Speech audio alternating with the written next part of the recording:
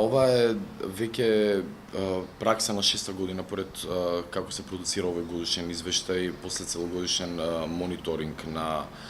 случаи на прекршување на човекови права, мониторинг врз медиумите и дискриминација и говор на омрза во медиуми, мониторинг на генерално политиките кои што се креираат, како и јавните говори во политичката сфера и правната рамка што се однесува на маргинализираните групи ЛГБТ и популацијата, корисници на дроги, сексуални работници, лица кои што живеат со ХИВ. Оваа година се забележуваше не само продолжување на негативниот тренд и на дискриминацијата врз ЛГБТ и популацијата во споредбено со претходните години. Оваа година беше позагрижувачки фактот дека имаше многу поизразено случаи на директно насилство и физичко насилство врз ЛГБТ и популацијата. Посебно беа карактеристични случаите кои што се случува минатата година за време на неделата на гордоста, кога и цела серија на случаи напади врз новиот центар што беше тогаш во чаршијата на Хелсинскиот комитет за поддршка на ЛГБТ и лицата. И она што е за нас најзагрижувачки покрај овие случаи на насилство од омраза е дека ниедна од релевантните институции, вклучително и МВР, нема се уште разрешено нити еден од овие случаи после година и за дел случаите и повеќе од година дена откако се случи насилството и беше соодветно реагирано како од коалицијата, така и од партнерските организации, вклучително и Хелсинскиот комитет. Друг тренд кој се забележа е дека покрај тоа што институциите не реагираа на насилството, со што и индиректно ги легитимизираат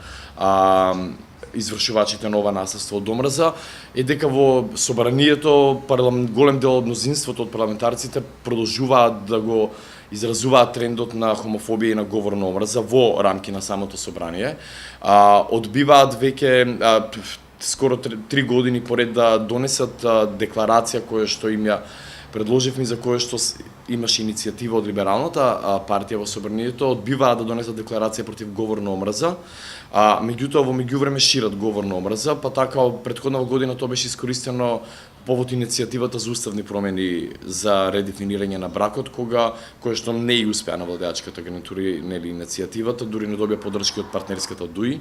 во собранието. Меѓутоа таа прилика беше искористена од серија пратеници да шират говор на омрза, дел од нив дури да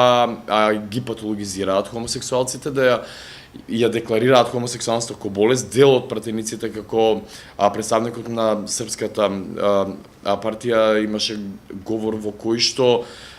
предлагаше дека треба да биде законски казнива хомосексуалноста, генерално, што е скандалозно во собранието се случува тоа. Медиумите кои што во онаквата тешка ситуација во која што се генерално во Македонија и целосната преплавеност со една веќе не е ни провладина, туку чисто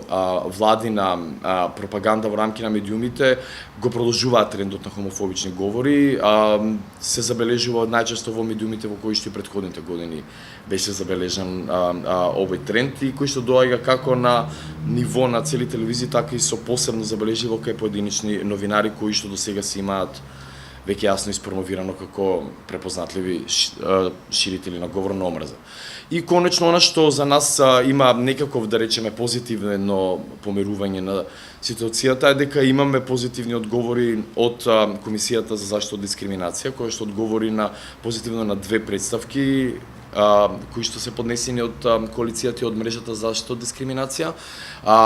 Донесена одлука со која што ќе треба да се направат измени во учебници за високо образование, психијатрија 1 и 2 и медицинска психологија, за кои што ние веќе со години имавме серија на иницијативи, меѓутоа конечно Комисијата одлучи позитивно, односно утврди постоење на дискриминација и вознемирување врз основна сексуална ориентација, меѓутоа останува потребата од тоа Комисијата да ги развива сопствените капацитети, бидејќи се уште има значаен број на представки за кои што се поднесени, да речеме, и пред оваа иницијатива со психијатрија, на кои што нема се уште одговорено воопшто. Комисијата, како например учебниците од Институтот за психологија на професорката Шкарич, кои што се еклатантни примери за злоупотреба на научно-образовната институција и ширење на невистините информации и говор на омрза.